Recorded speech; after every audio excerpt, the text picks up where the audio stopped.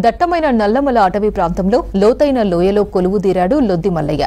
ఏడాదికి ఒకసారి తొలి ఏకాదశి పర్వదినాన లొద్ది మల్లయ్యను దర్శించుకోవడం ఆనవాయితీ. కానీ ఈసారి భక్తులకు అవకాశం దక్కకపోవడంతో నిరాశ వ్యక్తం చేస్తున్నారు.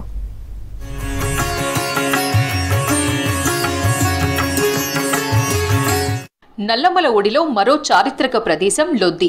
పరమశివుడు ఈ ప్రాంతంలో లొద్ది మల్లయ్యగా పూజలందుకుంటున్నాడు.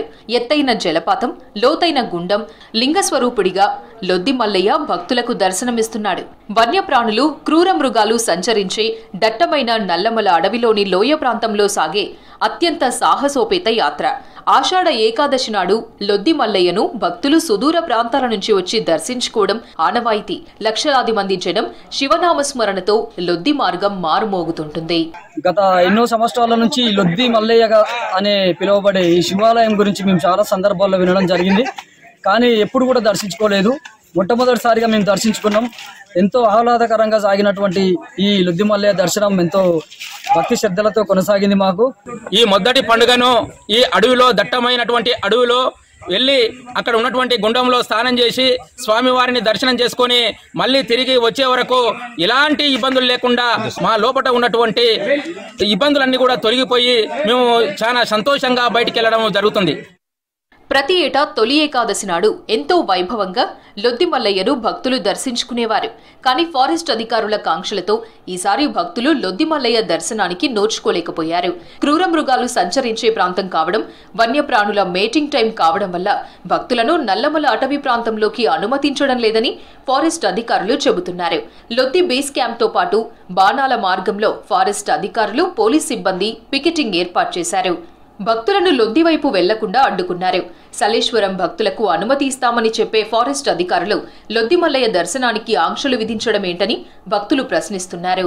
దాదాపు నాకు 15 ఇయర్స్ నుంచి ఇక్కడికి వస్తున్నాను.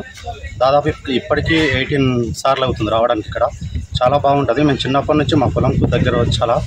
ఇప్పుడు లాక్డౌన్ దగ్గర నుంచి ఈ ఫారెస్ట్ వాళ్ళు చాలా స్ట్రిక్ట్ చేయడం వల్ల మాకు దాదాపు 3 ఇయర్స్ నుంచి బాగా ఇబ్బంది పడుతున్నాము.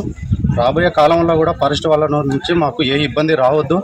ఎప్పుడు భక్తులు ఇలానే రావాలి, దీనికి సౌకర్యం చూపించాలి. అది మాకు వన్ డే పర్మిషన్ ఇచ్చినా సరే కానీ మేము ఎప్పటి నుంచో ఇక్కడికి వస్తున్నాం. మాకు చాలా భక్తి ఇక్కడికి రావడం వల్ల. లొద్దికి చేరుకోవాలంటే నల్లమల అటవీ మార్గం గుండా 2 దారులున్నాయి. బల్మూరి మండలం బాణాల మీదుగా లొద్దిని చేరుకోవచ్చు. మరో మార్గం శ్రీశైలం రహదారిలోకి బేస్ క్యాంపు నుంచి అటవీ మార్గంగా నడకదారిలో లొద్ది చేరుకోవచ్చు. ఈ క్షేత్రంలో గిరిజనులు పూజారులుగా వ్యవహరిస్తారు. సాధారణ సమయాల్లో లొద్ది మల్లయ్యను దర్శించుకోవడం అత్యంత కష్టమైన పని. కేవలం ఏడాదికొకసారి మాత్రమే తొలి ఏకాదశి నాడు లొద్ది మల్లయ్య క్షేత్రానికి భక్తులు చేరుకుంటారు. మేము చాలా అనుభూతి మాకు చాలా బాగుంది. మేము లొద్ది మల్లయ్య అని చెప్పడంగానే విన్నాం కానీ ఇంతవరకు ఇక్కడ రాలేదు. ఇప్పుడు వచ్చి చూస్తే ఎంతో అపురూపంగా ఉంది. కిందికి దిగుతుంటే కొంచెం చాలా ఇబ్బందులు ఉన్నాయి. అయినా సరే కిందికి వెళ్ళి ఆ తీర్థంలో స్నానం చేసి అక్కడ లొద్ది మల్లయ్యని దర్శనం చేసుకుంటే ఆ బాధలన్నీ పోయినాయి. దట్టమైన అడవి లోపల, నల్లమల అడవి లోపల వెలిసినటువంటి లొద్ది మహాక్షేత్రం అయితే ఉందో ఇది గొప్ప మహిమాన్వితమైనటువంటి క్షేత్రం. సంవత్సరానికి ఒకే ఒక రోజు ఆషాఢ మాసంలో ఏకాదశి పర్వదినాన మరి భక్తులు, వేలాది మంది భక్తులు ఇంత దట్టమైనటువంటి అడవి లోపల ఈ లోయలు, గట్లు, గుట్టలు, కొండలు మొత్తం దిగుతూ ఎక్కుతూ ఆ లొద్ది మల్లయ్య స్వామిని దర్శనం చేసుకుంటారు. ఆ లొద్ది మల్లయ్య స్వామి ముందల ఉన్న వెలిసినటువంటి ఆ గుండం లోపల స్నానం చేసినట్టయితే పాపాలన్నీ పోతాయనేటటువంటిది భక్తుల ప్రగాఢమైనటువంటి విశ్వాసం. ఈసారి లొద్ది మల్లయ్య దర్శన భాగ్యం లభించక జనం మనోభారంతో తిరిగి వెళ్లిపోయారు.